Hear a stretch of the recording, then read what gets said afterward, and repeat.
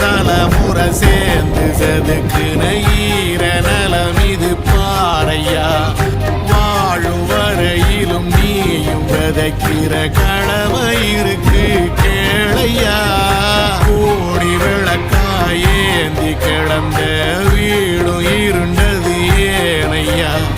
மாட விளக்கா நீயும் வரத்தான் வீடும் ஏங்கி நிற்குதையா எத்தனை சாமி வந்ததையா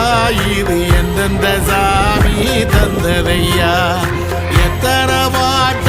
சொன்னதையா அத சுத்துற பூமி கண்டதையா